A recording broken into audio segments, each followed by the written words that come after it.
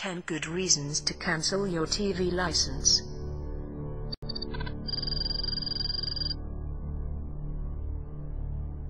What began with 5 women claiming in an ITV documentary to have been sexually assaulted by Sir Jimmy Savile has now snowballed. Silence has been shattered. Caroline Moore was just 30. Another woman who says she was abused 40 Karen years Moore ago. told ITV 40 potential some from the Broadmoor Hospital. There seems to be no end to the complaints. Newsnight's inquiry into Jimmy Savile last year started a chain of events that was to prove eventually disastrous for the BBC. It was the BBC who made Savile a star, but their handling of the revelations has put the broadcaster's reputation in jeopardy. Obviously, a lot of people knew about it. A lot of people knew what was going on. A lot of people didn't say anything.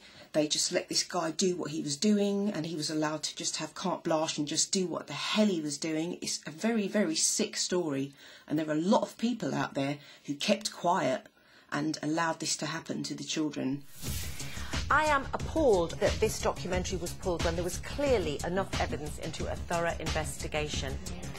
And the fact is that not only did they pull the documentary at the 11th hour, they then went on to pay tribute to Jimmy Savile by celebrating his life. Yeah. And that to me is absolutely appalling. With 2 programmes. With 2 programmes. Appalling. Those people at the BBC, they knew that there was enough evidence that had come to public attention since Jimmy Savile died. They knew that they had lots of evidence. They pulled the documentary and they went on to do shows like celebrations of Jim will fix it and everything, and it's absolutely appalling. You know, these people are disgraceful and disgusting. I would never touch the BBC with a barge pole. It's full of paedophiles and criminals. Don't pay your TV licence, because you're only paying for paedophile filmmakers to hide in the closet and molest children for God knows how many years. The BBC have been covering up this week, last week, and for 25 years the appalling behaviour of the paedophile rapist Jimmy Savile. They've been covering it up. They are as complicit as him. They facilitated it. They gave him a screen. They made the events happen, and they've been denying it. They've been denying it last week, this week, we don't know nothing. Yet they pulled a Newsnight programme. Esther Ranson, I knew about her, but what could I do? She was running Childline, Janet Street Porter, with a gob on her like you've never heard. I didn't have a voice, I didn't know who. What are you talking about? The BBC, the people that covered it up, they're the ones.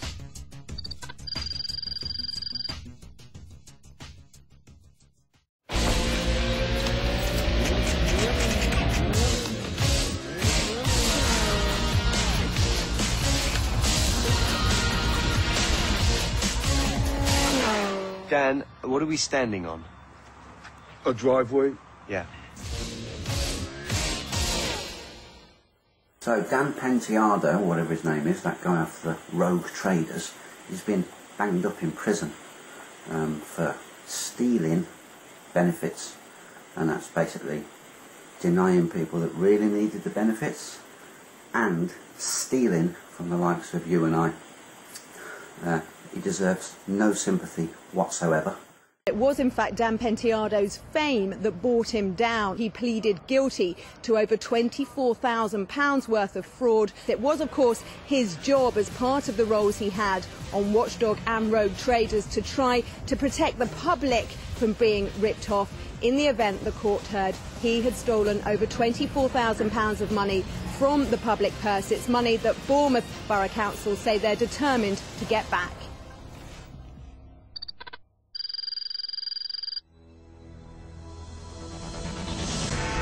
The BBC suspends all phone-in quizzes after admitting it has rigged yet more competitions. Even the charity programmes Children in Need, Comic Relief and Sports Relief featured fake winners. The Director General says there is no excuse for deception. It is time, he says, to put our house in order. Trust and honesty with the public is more important than anything else.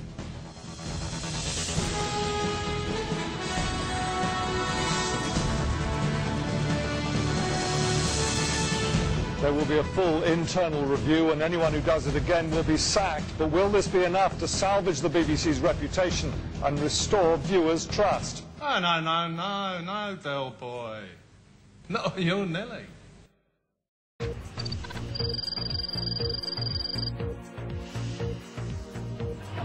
Others decide what to cut. He says the title for this saga is Back from the Brink. Others may say it's over the edge.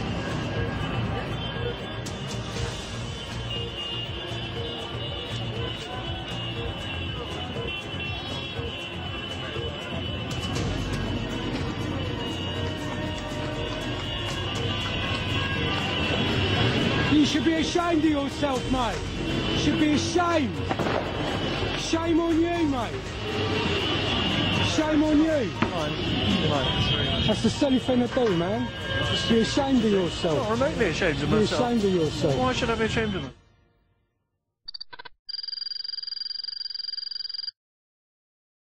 To anyone who has any doubts about the morality of not paying a TV licence, there's a wealth of research out there about what the BBC does with our money, where it comes from. They have a contract with the public to provide a neutral service. They are there to report in as neutral manner as possible, and they are contractually obliged to not accept money from any private corporation in doing their business. Selling our news and the way in which they report the news is strictly forbidden under contract. And the thing is, there has been a relationship with the European Union for some years where the BBC accept millions and millions and millions of pounds for the BBC to report favourably in all of their news reports the activities of the European Union. And for anyone who does any research into the European Union, how it's being organised, what they're trying to do, you will very quickly understand that it is a nefarious organisation, and it is backed and being managed by some very, very dubious people.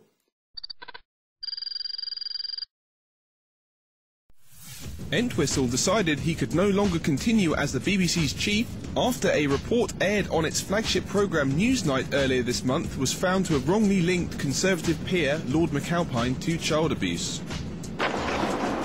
In light of the fact that the Director General is also the Editor-in-Chief and ultimately responsible for all content, and in light of the unacceptable journalistic standards of the Newsnight film broadcast on Friday 2nd November, I have decided that the honourable thing to do is to step down from the post of Director General.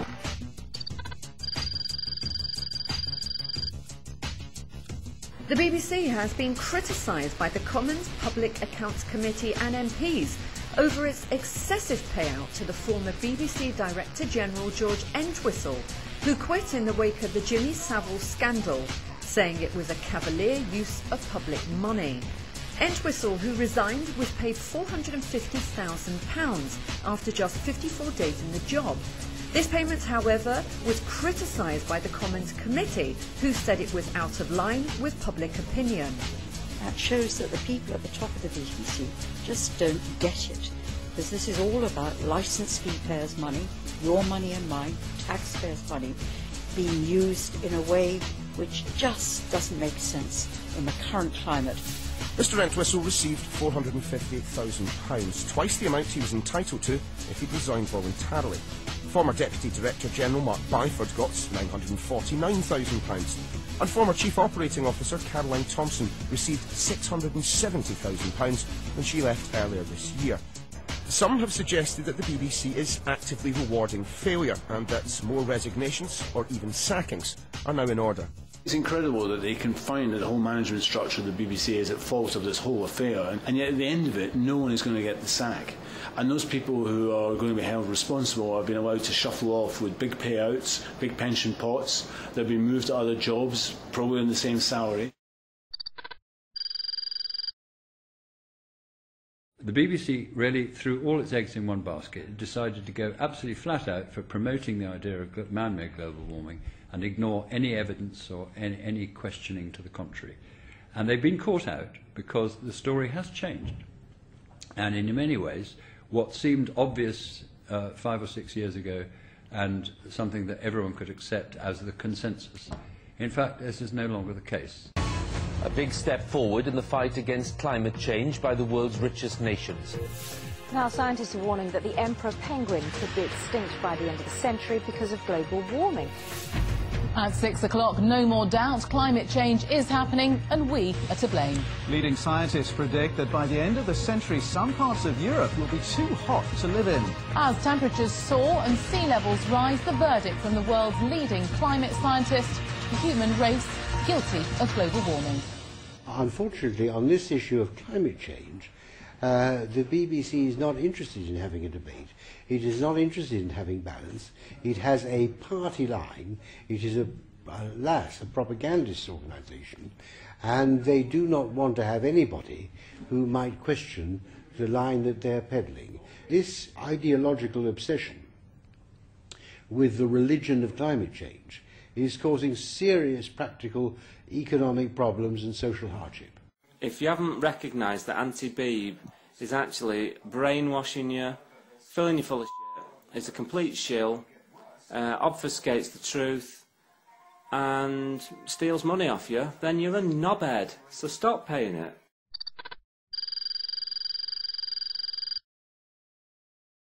I didn't really realise the extent of this, but we've got BBC as we all know it in the country, paid for out of BBC licence payers' money, £3 billion plus worth.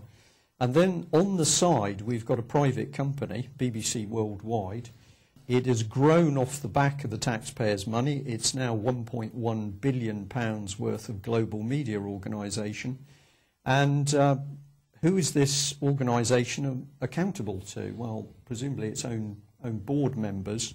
But something that's quite remarkable is that we, the licence payers that in UK, are not allowed to watch the information this company's putting forward. It's an extraordinary situation. They're boasting about their financial results for 2010-11. Headline sales, 1.158 billion, which is up 7.8%, and a headline profit of 160 million, up 10.3%. Most people are totally unaware that this is really what the BBC is about. 1 minute you deal with it and it's claiming it doesn't have any money to do anything and the licence payers support it. And then if you move across a bit, we see this huge global organisation who's in control of it.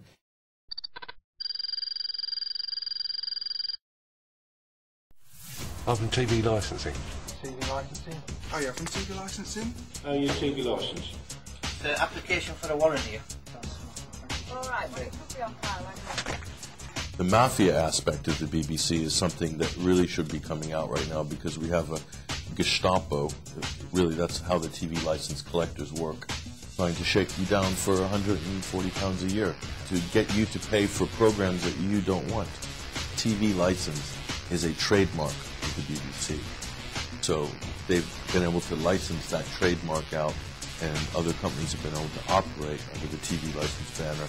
And also we see the ads on billboards, which are basically intimidation, threatening ads, also ads that are encouraging people, in some cases in the past, to snitch on their neighbors, and threatening you with a jail sentence, huge fines, and people coming to your door. People who coming to your door, who if you actually look at what is going on there, they're actually people from limited companies like Capita, and they're soliciting money. And they're obtaining money by deception in some cases. And there's a number of legal actions that have been taken against the TV license collection agencies. But if you ask them who they work for, you ask too many questions to the TV license collector, you'll find that they'll just kind of like snicker off and run away. They're essentially, again, extorting funds to make programs that people don't want. That's the bottom line.